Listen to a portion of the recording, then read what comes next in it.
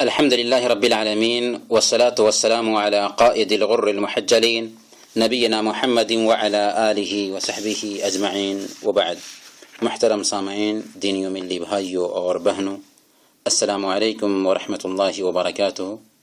Radio Kuwait کے ہفتہ وار دینی پروگرام باتیں جن سے زندگی سنورتی ہے میں آپ سب کا استقبال ہے۔ ہم اگرچہ آپ کو دیکھ نہیں رہے ہیں، آپ کی بات سن نہیں رہے ہیں، لیکن آپ کی محبت ہمارے دل میں ہے۔ ہم آپ سے اللہ کی خاطر محبت کرتے ہیں اور اسی محبت کے طفیل اللہ پاک سے دعا بھی کرتے ہیں کہ الہ العالمین تو ہم سب کو اپنے عرش کا سایہ نصیب فرما، جس دن تیرے سایہ کے علاوہ اور کوئی سایہ نہ ہوگا۔ محترم بھائیوں اور بہنوں، آج سب سے پہلے ہم آپ کو ایک واقعہ سنائیں گے، اس کے بعد آپ کے سوالات کے جواب دیں گے۔ واقعہ کیا ہے سنیے۔ ایک نوجوان تھا جو نہایت نیک اور پرہیزگار تھا، لیکن اس کی مالی حالت بہت خراب تھی۔ ایک دفعہ جب اسے بھوک کی سختی ستائی تو اپنے گھر سے نکلا کہ کہیں کھانا مل جائے۔ راستے سے گزر رہا تھا کہ اس کی نگاہ ایک باغیچے پر پڑی جو بالکل روڈ کے جانب میں تھا۔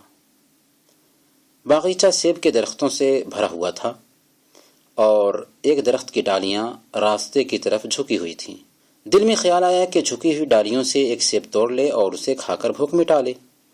اس وقت تجھے کوئی دیکھ بھی نہیں رہا ہے اور ایک سیب سے باغیچے میں کوئی کمی بھی واقع ہونے والی نہیں۔ چنانچہ انہوں نے ایک سیب توڑا اور بیٹھ کر کھانے لگے، یہاں تک کہ بھوک مٹ گئی۔ جب گھر لوٹے تو ان کا ضمیر انہیں کچوکے لگانے لگا کہ تو نے باغیچہ کے مالک کی اجازت کے بغیر اس کے باغیچے کا پھل کھا لیا ہے۔ جی ہاں، مومن کی یہی پہچان ہوتی ہے کہ اگر اس سے کوئی لغزش ہوتی ہے تو فوراً اس کا ضمیر جاگ جاتا ہے۔ حالانکہ اگر غور کریں تو یہ کوئی جرم نہیں تھا، یہ کوئی لغزش نہیں تھی۔ ایک بھوکا آدمی کسی باغیچے سے گزرتا ہے تو اسلام نے اسے اجازت دی ہے کہ وہ اتنا کھا لے جس سے اس کی بھوک مٹ جائے۔ تو اسی نے باغیچے میں جا کر کے اتنا کھا لیا تھا، ایک سیب لیا تھا، تو یہ کوئی جرم نہیں تھا، لیکن احساس ہے، تقویٰ ہے، پرہیزگاری ہے جو اس کو پریشان کر دے رہی ہے۔ وہ نوجوان بیٹھا اسی سوچ میں لگا ہوا تھا کہ ایک خیال آیا کہ کیوں نہ باغیچے کے مالک کے پاس جا کر معافی مانگ لیں۔ چنانچہ وہ باغیچے کے مالک کی تلاش میں نکل گیا، یہاں تک کہ اسے پا لیا۔ نوجوان نے باغیچہ کے مالک سے روتے ہوئے گزارش کیا کہ چچا جان، کل مجھے سخت بھوک لگی ہوئی تھی اور آپ کی اجازت کے بغیر میں نے آپ کے باغیچے سے ایک پھل کھا لیا۔ اسی حوالے سے میں آپ کی خدمت میں آیا ہوں، پلیز مجھے معاف کر دیجیے۔ مالک نے سختی سے کہا، اللہ کی قسم میں تجھے ہرگز معاف نہیں کر سکتا، بلکہ قیامت کے دن اللہ کے دربار میں تیرا حریف بنوں گا۔ نوجوان کی آنکھوں سے آنسو دھر دھر گرنے لگے اور بڑی لجاجت سے اس نے گزارش کیا کہ مجھے معاف کر دیں اور اس کے بدلے مجھ سے جو چاہیں خدمت لے لیں، میں تیار ہوں۔ نوجوان گریا اور فریاد کرتا رہا اور باغیچہ کا مالک اپنی بات پر مصر ہے کہ اسے ہرگز معاف نہیں کر سکتا۔ اس طرح باغیچہ کا جو مالک تھا گھر جانے لگا اور یہ نوجوان بھی روتے ہوئے معافی کی طلب میں اس کے پیچھے پیچھے جا رہا ہے، یہاں تک کہ وہ اپنے گھر پہنچ گیا اور نوجوان کی پرواہ کیے بغیر گھر میں داخل ہو گیا اور دروازہ بند کر دیا۔ نوجوان اس کے دروازے پر بیٹھ گیا، نماز عصر تک اس کے نکلنے کا انتظار کرتا رہا۔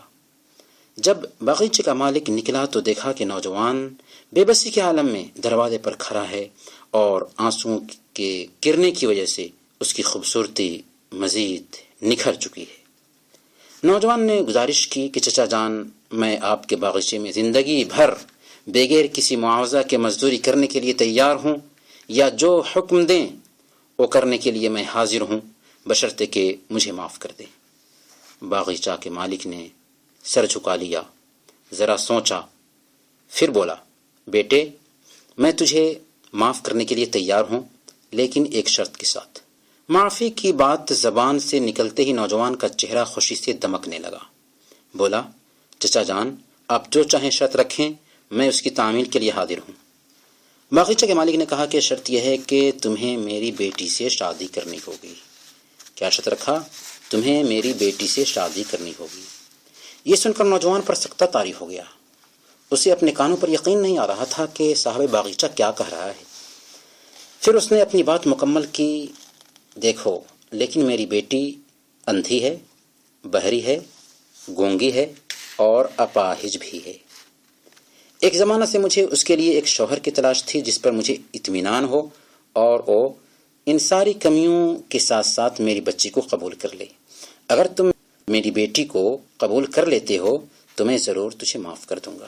نوجوان کو ایک جھٹکا لگا کہ لو یہ دوسری مصیبت آ گئی۔ وہ سوچنے لگا کہ آخر وہ ایسی عورت کے ساتھ میں کیسے زندگی گزار سکے گا جبکہ وہ ابھی نوجوانی کی عمر میں ہے۔ آخر وہ کیسے اس کے معاملات دیکھے گی، کیسے اس کے گھر کی نگرانی کر سکے گی، کیسے اس کا خیال رکھ پائے گی۔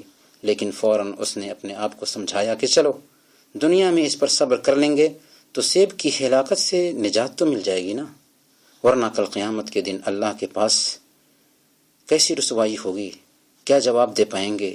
چنانچہ نوجوان صاحب باغیچہ کی طرف متوجہ ہوا اور کہا کہ چچا جان، میں نے آپ کی بیٹی کو قبول کر لیا اور اللہ سے دعا کرتا ہوں کہ وہ مجھے میری نیت کا بدلہ دے اور جو کچھ مجھے لائق ہوا ہے اس کا نعم البدل عطا فرمائے۔ باغیچہ کے مالک نے کہا ٹھیک ہے بیٹے، تو میں آئندہ جمعرات اپنے گھر پر تیری شادی کا انتظام کرتا ہوں اور تیرے مہر کی ذمہ داری بھی میرے سر ہے۔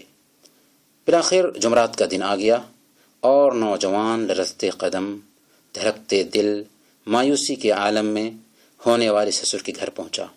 اس کی حالت عام نوشے سے بالکل الگ تھی جو شادی کے دن سسرال جایا کرتے ہیں۔ دروازے پر دستک دی، باغیچہ کے مالک نے دروازہ کھولا اور گھر میں داخل کیا۔ جب شادی کے شرعی جو رسوم ہوتے ہیں ان سے فارغ ہو چکے تو اس نے کہا کہ بیٹے اپنی بیوی کے پاس جاؤ اور دعا دی۔ بارک اللہ لکما وعلیکما وجمع بینکما علی خیر، کہ اللہ رب العالمین تم دونوں میں برکت عطا فرمائیں اور تم دونوں کو خیر کے ساتھ میں ملائے۔ پھر اس کا ہاتھ تھامے اسے اس کمرے میں کر دیا جس میں اس کی بیوی تھی۔ دروازہ کھولتے ہی آنکھیں کھلی کی کھلی رہ گئیں، تھوڑی دیر کے لیے سر پٹا گئے۔ کیا دیکھا کہ نہایت خوبصورت دوشیزہ ہے، چاند سے بھی زیادہ خوبصورت، گویا کہ جنت کی حور ہے جو زمین پر اتر آئی ہے۔ اس کے دونوں کندھے پر بال ریشم کی طرح بکھرے ہوئے ہیں۔ دوشیزہ کھڑی ہوئی، اس کی طرف لپکی اور کہا میرے سرتاج السلام علیکم۔ ادھر یہ نوجوان اپنی جگہ کھڑا ہوا ٹکٹکی لگائے ہوئے دیکھ رہا ہے۔ اسے سمجھ میں نہیں آ رہا تھا کہ آخر اس کے باپ نے عجیب عجیب بات کیوں کہی تھی۔ دوشیزہ چہرے کے خد و خال سے اس کی دل کی کیفیت سمجھ گئی، اس کی طرف لپکی، سلام کیا، مصافحہ کیا، اس کا ہاتھ چوما اور بولی میرے سرتاج، جی ہاں میرے والد صاحب نے جو کچھ کہا وہ صحیح ہے۔ میں اندھی ہوں لیکن حرام کی طرف دیکھنے سے، میں گونگی ہوں حرام بولنے سے، میں بہری ہوں حرام گفتگو سننے سے، اور میں اپاہج ہوں حرام کی طرف چلنے سے۔ میں اپنے باپ کے ساتھ اکیلی ہوں۔ ایک عرصہ سے میرے باپ میرے لیے نیک شوہر کی تلاش میں لگے ہوئے تھے۔ جب آپ ابو جان کے پاس ایک سیب کے حوالے سے معافی مانگنے کے لیے آئے اور معافی نہ ملنے پر پریشان ہو گئے تو میرے باپ نے کہا کہ جو شخص اجازت کے بغیر معمولی ایک سیب کھانے پر اس قدر خوفزدہ ہو وہ زیادہ مناسب ہے کہ میری بیٹی کے تعلق سے اللہ کا ڈر رکھے۔ مجھے آپ جیسا شوہر مبارک ہو اور میرے باپ کو آپ جیسا داماد۔ پھر کیا ہوا؟ 1 سال کے بعد اس نوجوان کو اس دوشیزہ سے ایک بچہ ہوا، جو بچہ امت مسلمہ کی عبقری شخصیات میں سے ہے۔ جانتے ہیں وہ کون ہیں؟ وہ ہیں امام اعظم امام ابو حنیفہ نعمان بن ثابت رحمہ اللہ۔ یہ 4 ائمہ میں سے ایک امام ہیں۔ پیارے بھائیوں اور بہنوں، یہ ثابت ہیں امام ابو حنیفہ رحمۃ اللہ علیہ کے باپ، جو اللہ کا ڈر دل میں بساتے ہیں تو اللہ پاک ایسی نیک سیرت بیوی عطا فرماتا ہے، اور پھر اسی جوڑے سے گھر میں امام ابو حنیفہ رحمۃ اللہ علیہ پیدا ہوتے ہیں۔ یہ ثابت کی تقوی شعاری کا نتیجہ تھا کہ اللہ پاک نے انہیں ابو حنیفہ جیسا بیٹا عطا فرمایا۔ آج بھی ہم ایسے ابو حنیفہ پیدا کر سکتے ہیں، لیکن اس کے لیے سب سے پہلے اپنے اندر ثابت کی تقوی شعاری پیدا کرنی ہوگی۔ اس واقعے سے ایک اہم نقطہ یہ بھی سمجھ میں آتا ہے کہ شادی کے لیے معیار ترجیح دینداری ہونی چاہیے، نہ کہ خوبصورتی، حسب و نسب اور مال و منال۔ یہ تو رہا امام ابو حنیفہ رحمۃ اللہ علیہ کے باپ کا تقوی۔ اب بیٹے کے تقوی کا بھی ایک واقعہ سن لیجیے، نہایت ہی مختصر واقعہ، یعنی امام ابو حنیفہ رحمۃ اللہ علیہ کا تقوی۔ امام اعظم ابو حنیفہ رحمۃ اللہ علیہ ایک دن بازار میں چلے جا رہے تھے کہ کسی لڑکے کے پاؤں پر ایک پاؤں پڑ گیا۔ وہ چیخ اٹھا اور کہنے لگا تو اللہ سے نہیں ڈرتا؟ یہ سنتے ہی امام ابو حنیفہ رحمۃ اللہ علیہ غش کھا کر گر پڑے، بے ہوش ہو گئے۔ ہوش آنے پر آپ سے کہا گیا کہ ایک نوجوان کی بات پر آپ اس قدر متاثر ہوئے کہ بے ہوشی طاری ہو گئی۔ آپ نے فرمایا کیا عجب کہ اس کی زبان سے غیبی آواز نے مجھے تنبیہ کی ہو۔ یہ ہے تقوی، یہ ہے پرہیزگاری، یہ ہے اللہ کا ڈر۔ جب یہ ڈر آتا ہے، یہ تقوی آتا ہے، یہ پرہیزگاری آتی ہے، تو نہ صرف یہ کہ ایک انسان کی زندگی سدھرتی ہے، بلکہ اس کی خاندانی زندگی میں بھی اس کے اثرات پڑتے ہیں اور آخرت بھی اس کی سدھرتی ہے، یہاں تک کہ اللہ رب العالمین اس کی اولاد کو بھی نیک اور صالح بناتا ہے۔ محترم سامعین، ہم آپ کے سوالات بھی لیں گے، لیکن ایک چھوٹے سے وقفہ کے بعد۔ محترم سامعین، ریڈیو کویت کے ہفتہ وار دینی پروگرام میں ایک بار پھر آپ سب کا استقبال ہے اور ہم آپ کے سوالات کے جوابات دے رہے ہیں۔ محمد صاحب نے جہرہ سے پوچھا ہے کہ بھائی کی بیوی کی بڑی بہن کا انتقال ہو گیا تھا۔ کبھی کبھی بھائی کی بیوی کے اوپر ان کی بڑی بہن آتی ہے اور کہتی ہے کہ میں فلاں بات کر رہی ہوں اور میں آئی ہوں، پھر وہ چلی جاتی ہے۔ تو اس سلسلے میں آخر آپ کیا عرض کرتے ہیں کہ کیا ایسا ہو سکتا ہے؟ دیکھیں، ایک انسان مرنے کے بعد پھر دنیا میں لوٹ کر نہیں آ سکتا۔ پنرجنم کا جو تصور عام طور پر ہندو دھرم میں پایا جاتا ہے، وہ خود ان کی کتاب ویدوں کے بھی خلاف ہے۔ اور یاد رکھیں، پن کے معنی ہوتے ہیں دوبارہ، اور جنم کے معنی ہوتے ہیں دوبارہ جنم لینا۔ تو لفظ پر بھی غور کرنے سے پتہ چلتا ہے کہ پنرجنم کا مطلب یہ نہیں ہوتا ہے کہ بار بار جنم لیا جائے، بلکہ دوبارہ جنم لیا جانا۔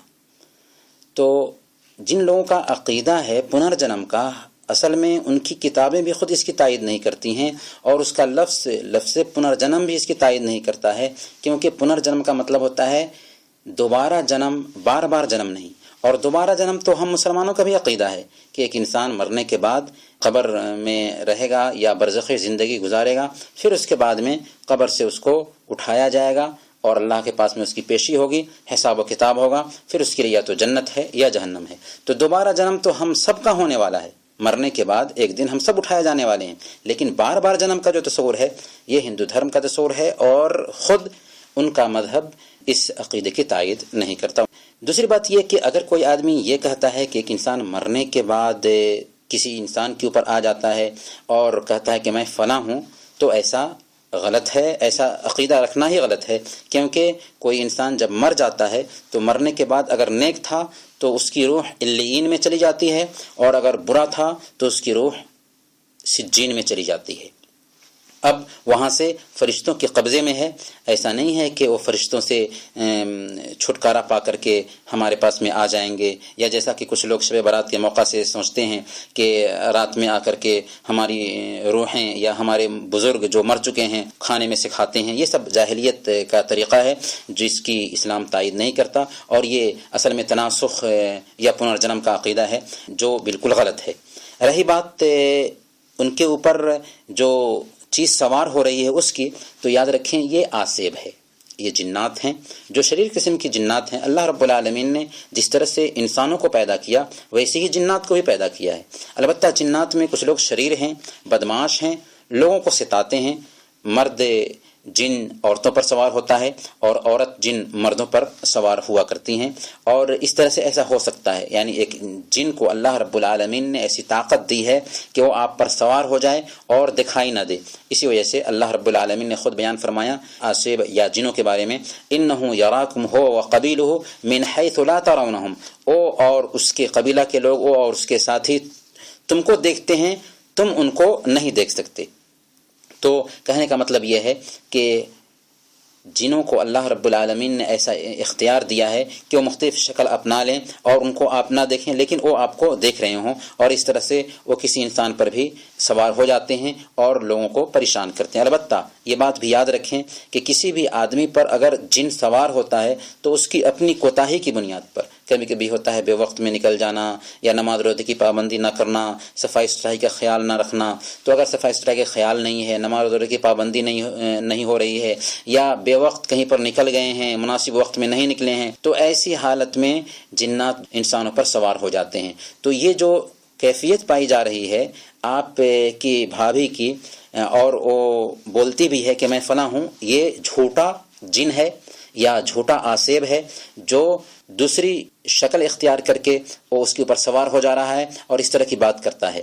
اصل میں یہ جھوٹا ہے اور اس کی بات کی طرف بالکل ہی دھیان نہیں دینا چاہیے۔ یاد رکھیں یہ جنات اس قدر آگے بڑھ جاتے ہیں کہ کبھی کبھی آپ کو خواب میں دکھائی دیں گے، وہ کہتے ہوئے دکھائی دیں گے کہ فلاں جگہ پر جاؤ، مٹی اٹھی ہوئی ہے، وہاں سے کھولو کچھ چیزیں نکلیں گی، چنانچہ آپ جائیں گے، مٹی واقعی وہاں کی اٹھی ہوئی ہوگی اور وہاں پر کوئی بت ہوگا یا کوئی اس طرح کی چیزیں ہوں گی، وہ کہے گا یہاں پر فلاں بزرگ کی قبر تھی، یہاں پہ قبر بناؤ۔ تو اس طرح سے شیطان ایک انسان کو مختلف طریقے سے گمراہ کرتا ہے۔ تو یہ شیاطین ہوتے ہیں، یہ جنات ہیں جو انسان کو، جو کافر جنات ہیں، انسانوں کو گمراہ کرنے کے لیے اس طرح کی حرکت کرتے ہیں۔ اسی طرح بالکل دھیان نہیں دینا چاہیے۔ امید کہ آپ کے سوال کا جواب واضح ہوگا۔ محمد نسیم صاحب نے پوچھا ہے کہ وہ کون سی آیت ہے جسے منسوخ کر دیا گیا؟ دیکھیں سورہ مکمل طریقے سے اللہ پاک نے منسوخ نہیں کیا ہے، کچھ آیتوں کو منسوخ کیا ہے۔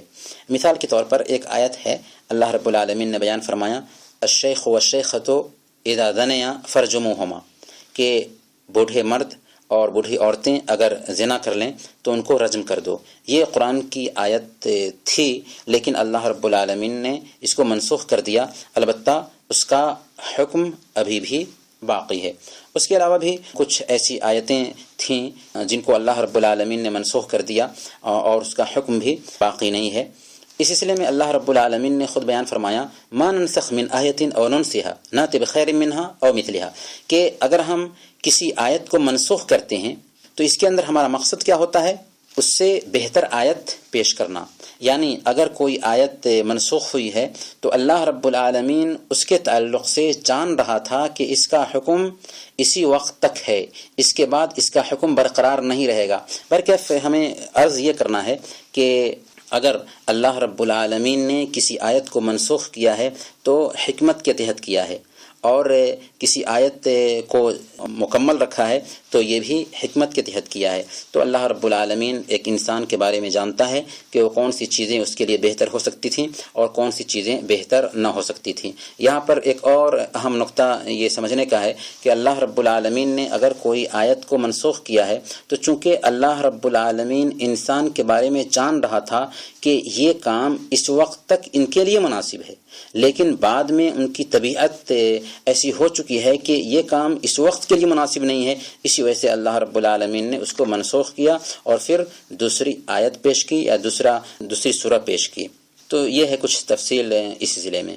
دوسرا سوال انہوں نے یہ پوچھا ہے کہ قرآن کریم میں جو کہا گیا ہے یا اخت ہارون مریم علیہ السلام کو، تو ہارون علیہ السلام اور مریم علیہ السلام کے بیچ میں بہت فاصلہ ہے، تو آخر ایسا کیسے کہا گیا کہ اے ہارون کی بہن؟ حالانکہ ہارون علیہ السلام تو بہت پہلے کے ہیں، تو ایسا کیوں کہا گیا؟ دیکھیں علماء اس سلسلے میں یہ کہتے ہیں کہ یہ ہارون وہ ہارون نہیں ہیں جو حضرت موسیٰ علیہ السلام کے بھائی تھے، بلکہ یہ ہارون اس زمانے کے کوئی ہارون ہیں جو اس زمانے میں پائے جاتے تھے، کیونکہ نام تو ہارون نبی کا نام تھا، اس طرح سے لوگ اپنے بچوں کا نام رکھا کرتے تھے۔ تو بعض علماء نے کہا ہے کہ یہ ہارون جو ہے نا، نام اس وقت مریم علیہ السلام کے زمانے کے کوئی ہارون تھے جن کی طرف نسبت کر کے کہا گیا کہ اے ہارون کی بہن۔ ایک دوسرا جواب علماء یہ دیتے ہیں کہ ہارون علیہ السلام کی نسبت اس وجہ سے کیا گیا کہ چونکہ حضرت مریم علیہ السلام نہایت ہی پاک باز تھیں اور بیت المقدس کی خدمت میں لگی رہتی تھیں، اور ہارون علیہ السلام بھی نبی تھے اور مریم علیہ السلام بھی پاک باز تھیں، تو اس پاک بازی کی نسبت سے نبی کی طرف نسبت کرتے ہوئے کہا گیا کہ اے ہارون کی بہن۔ تو چونکہ ہارون علیہ السلام بھی نبی ہیں اور یہ بھی پاک باز عورت تھی، تو نسبت کی بنیاد پر کبھی کبھی ایک آدمی اپنے بزرگوں کی طرف بھی نسبت کرتا ہے، تو اسی نسبت کی بنیاد پر یا پاک بازی کی بنیاد پر کہا گیا کہ اے ہارون کی بہن۔ امید کہ آپ کے سوال کا جواب واضح ہوگا۔ نسیم صاحب نے ایک تیسرا سوال یہ پوچھا ہے، کہا ہے کہ کچھ لوگ غیبت کرتے ہیں اور تہمت لگاتے ہیں، اس سلسلے میں کچھ بتائیں گے۔ غیبت کیا ہے، تہمت کیا ہے؟ اللہ کے نبی صلی اللہ علیہ وسلم نے اس سلسلے میں بیان فرما دیا۔ ایک روز اللہ کے نبی صلی اللہ علیہ وسلم نے پوچھا تھا صحابہ کرام سے، اتدرون ما الغیبہ، کیا تم جانتے ہو غیبت کیا ہے؟ لوگوں نے کہا اللہ اور اس کے رسول ہی زیادہ جانتے ہیں۔ تو آپ نے فرمایا غیبت یہ ہے کہ تم اپنے بھائی کا عیب اس کے پیٹھ پیچھے بیان کرو۔ کسی نے کہا کہ اللہ کے رسول، اگر اس کے اندر کوئی عیب پایا جا رہا ہے اور میں اس کو بیان کروں تو کیا یہ بھی غیبت ہے؟ آپ نے فرمایا یہی تو غیبت ہے کہ تم اپنے بھائی کے عیب کو اس کے پیٹھ پیچھے بیان کرو۔ اگر اس کے اندر وہ عیب پایا ہی نہیں جا رہا ہے تو یہ غیبت نہیں ہے بلکہ بہتان ہے۔ تو آپ نے یہ سمجھ لیا غیبت کیا ہے، بہتان کیا ہے۔ کسی کے عیب کو اس کے پیٹھ پیچھے بیان کرنا غیبت کہلاتا ہے، اور کسی کے اوپر الزام ڈالنا، اس کے اندر وہ عیب نہیں پایا جاتا اور آپ بولیں کہ فلاں آدمی ایسا ہے، تو یہ بہتان ہے۔ تو غیبت سے بری وعید بہتان کے تعلق سے ہے، کیونکہ غیبت کے بعد ہی بہتان کا درجہ آتا ہے۔ غیبت تو ایسی چیز ہے کہ جس کے اندر کوئی عیب پائی جا رہی ہے اور آپ اس کو بیان کر دے رہے ہیں، جبکہ بہتان یہ ہے کہ اس کے اندر وہ عیب پایا ہی نہیں جاتا اور آپ اس کے اوپر الزام ڈال رہے ہیں۔ غیبت کے تعلق سے اللہ رب العالمین نے قرآن کریم میں بیان فرمایا، ایحب احدکم ان یاکل لحم اخیہ میتا فکرہتموہ، کیا تم میں سے ایک آدمی یہ پسند کرے گا کہ اپنے مردہ بھائی کا گوشت کھائے؟ ظاہر سی بات ہے کہ اس کا اپنا سگا بھائی اس کے سامنے میں مر جائے اور پھر اس کی بوٹی کو نوچ نوچ کر کے کھانا شروع کر دے، کس انسان کی طبیعت گوارا کرے گی؟ لیکن عجیب بات یہ ہے کہ ہماری مجلس کا سب سے لذیذ گوشت آج غیبت ہے۔ ہم مزے لے کر کے اس گوشت کو نوچ نوچ کر کھاتے ہیں اور ہمیں اس کا احساس بھی نہیں ہوتا۔ اپنے سگے بھائی کے گوشت کو جو مردہ ہے ہمارے سامنے میں اس کی لاش پڑی ہوئی ہے اور ہم اس کے گوشت کو نوچ نوچ کر کھاتے ہیں، ہمیں اس کا احساس نہیں ہوتا۔ ظاہر سی بات ہے کہ ایک مسلمان اگر اس کے اندر ایمانی غیرت ہوگی اور سنے گا کہ اللہ رب العالمین نے قرآن کریم میں اپنے بھائی کے عیب کو بیان کرنے کو اس بات سے تعبیر کیا ہے کہ تم گویا کہ اپنے بھائی جو تمہارا مردہ بھائی ہے، تمہارے سامنے میں اس کی لاش پڑی ہوئی ہے، اس کا گوشت نوچ نوچ کر کھا رہے ہو۔ یہی وجہ ہے کہ ایک مرتبہ حضرت عائشہ صدیقہ رضی اللہ تعالی عنہا نے حضرت صفیہ رضی اللہ تعالی عنہا جو آپ کی بیوی تھیں، ان کی نقل اتارتے ہوئے کہا کہ حسبک من صفیہ کذا و کذا، اے اللہ کے نبی صلی اللہ علیہ وسلم، صفیہ کے لیے ایسا ویسا ہونا کافی ہے، یعنی اشارے سے کہا کہ یہ تو ناٹی ہیں، پستہ قد ہیں، اور آپ اس قدر ان سے محبت کرتے ہیں، ان کا ناٹا ہونا کافی ہے، ناٹی عورت ہیں اور پھر بھی آپ اس قدر محبت کرتے ہیں ان سے۔ اللہ کے نبی صلی اللہ علیہ وسلم نے فرمایا تھا لقد قلت کلمۃ لو مزجت بماء البحر لمزجته، اے عائشہ تو نے ایسی بات کہہ دی ہے کہ اگر اسے سمندر کے پانی میں بھی ڈال دیا جائے تو سمندر کا پورا پانی گدلا ہو جائے۔ اس سے ہم سمجھ سکتے ہیں کہ ایسی وعید ہے ایسے لوگوں کے لیے جو دوسروں کے عیب کو بیان کرتے ہیں، دوسروں کی خامیاں دوسروں کے سامنے بیان کرتے ہیں۔ ایک مسلمان جو ہے نا دوسرے مسلمان کے لیے آئینہ ہے، المؤمن مرآۃ المؤمن، ایک مومن دوسرے مومن کے لیے آئینہ ہے۔ آئینہ کا کام کیا ہوتا ہے؟ آئینہ کا کام یہ ہوتا ہے کہ آئینہ کے سامنے میں آپ جب جاتے ہیں تو آپ کے عیب کو بتاتا ہے، آئینہ کے سامنے نہیں جائیں گے تو عیب کو نہیں بتائے گا، پھر آپ کا عیب بتاتا ہے، آپ ہوتے ہیں اور آپ کے سامنے میں آئینہ ہوتا ہے، کسی دوسرے کے سامنے میں اس کو عکس لے کر کے ظاہر نہیں کرتا۔ تو بالکل ایک مسلمان کو چاہیے کہ جب کسی مسلمان سے ملے اس کے اندر کوئی عیب ہے تو اس کو تنہائی میں بتائے، اور پھر آئینہ جب ہمارا عیب بتاتا ہے تو ہمیں غصہ نہیں آتا۔ اسی طرح سے ایک مسلمان کو بھی چاہیے کہ اس انداز میں کسی کے عیب کو بتائے کہ اسے اس پہ غصہ نہ آئے، بلکہ اس کو یہ احساس ہو کہ یہ ہماری خیر خواہی کرنے والا ہے۔ تو ایک مومن دوسرے مومن کا آئینہ ہے، اور آئینہ کا کام جو ہوتا ہے ویسے ہی ہمیں کرنا ہے اپنے بھائی کے تئیں، یہ نہیں کہ دوسرے کے عیب کو، دوسرے کی کمی کو دوسروں تک پہنچاتے رہیں۔ اسے اللہ رب العالمین نے ایسے ہی قرار دیا ہے گویا کہ ہم اپنے سگے مردے بھائی کی لاش سے گوشت نوچ نوچ کر کے کھا رہے ہوں، اور ایسا کوئی بھی انسان برداشت نہیں کرتا۔ تو پھر اللہ رب العالمین نے یہ سمجھایا کہ جب یہ برداشت نہیں کرتے تو پھر غیبت کیوں کرتے ہو؟ محمد کلیم صاحب نے محبولہ سے پوچھا ہے کہ میرا ایک بھتیجا ہے، میرے بھائی کہیں غائب ہو گئے، تو بھتیجا کو میں نے اپنے پاس میں رکھا ہوا تھا، لیکن کچھ دنوں پہلے وہ کہیں بھاگ گیا ہے۔ میں نے سوچا تھا کہ اس کو کچھ گھر وغیرہ بنا دیتے، لیکن بھاگ گیا ہے، تو اس سلسلے میں کیا حکم ہے؟ دیکھیں، یہ تو واضح سی بات ہے کہ آپ اگر حسن سلوک کرتے ان کے ساتھ میں تو اللہ رب العالمین آپ کو اجر دیتا، کیونکہ حدیث میں بتایا گیا ہے من احب ان یبسط له فی رزقہ ویمسح له فی اثرہ فلیصل رحمہ۔ تو یہ اچھا کام ہے، اگر وہ آ جاتے ہیں اور آپ ان کے ساتھ میں حسن سلوک کرتے ہیں تو اچھا رہے گا، اور اس کے ذریعے آپ کی عمر بھی دراز ہوگی، آپ کی روزی میں برکت آئے گی۔ عادل صاحب نے پوچھا ہے، وفرا سے کہتے ہیں کہ کچھ لوگ انٹرنیٹ چلاتے ہیں اور اس کے ذریعہ باہر ملکوں میں بات کراتے ہیں، اس میں اگر منافع حاصل ہوتا ہے تو کیا اسے لے سکتے ہیں؟ دیکھیں، کہیں پر بھی انٹرنیٹ کے ذریعہ کسی کو آپ بات کرا رہے ہیں اور حکومت نے بات کرانے کی اجازت دی ہے تو کوئی حرج کی بات نہیں، لیکن اگر اس پر حکومت نے پابندی ڈال رکھی ہے اور آپ کسی کو بات کراتے ہیں، یا پھر آپ استعمال ہی کیوں نہ کرتے ہوں ایسا نیٹ جس پر حکومت نے پابندی ڈال رکھی ہے، تو ظاہر سی بات ہے کہ یہ حکومت کے ساتھ میں غداری ہوگی، اور اسلام کا قاعدہ یہ ہے کہ اللہ کی اطاعت کرنی ہے، اس کے رسول کی اطاعت کرنی ہے، اور جو اولو الامر ہوں ان کی اطاعت کرنی ہے۔ کسی ملک کا قانون ہے تو قانون کے خلاف میں چلنا صحیح نہیں ہے۔ عادل صاحب نے ایک اور سوال پوچھا ہے کہ ہر رکعت میں سورہ فاتحہ پڑھتے ہوئے کیا بسم اللہ بھی پڑھنا چاہیے؟ ہر رکعت میں سورہ فاتحہ پڑھتے ہوئے بسم اللہ پڑھیں گے یا نہیں پڑھیں گے، یہ دراصل اس بنیاد پر سوال پیدا ہوتا ہے کہ آیا بسم اللہ سورہ فاتحہ کا جز ہے یا نہیں ہے؟ تو بعض علماء نے کہا کہ بسم اللہ سورہ فاتحہ کا حصہ ہے، اور بعض علماء نے کہا کہ سورہ فاتحہ کا حصہ نہیں ہے، اور صحیح بات یہ ہے کہ بسم اللہ سورہ فاتحہ کا حصہ نہیں ہے، البتہ دو سورتوں کے بیچ میں فاصلہ کے لیے بسم اللہ لکھا جاتا ہے، تو یہ سورہ فاتحہ کا جز نہیں ہے۔ لہذا اگر کوئی آدمی بسم اللہ نہ بھی پڑھتا ہے تو کوئی حرج کی بات نہیں ہے، البتہ بسم اللہ کر کے سورہ کی شروعات کرنی چاہیے، اچھی بات ہے، یا تو سورہ فاتحہ ہو یا کوئی دوسری سورہ ہو، بسم اللہ کر کے پڑھیں، اچھی بات ہے۔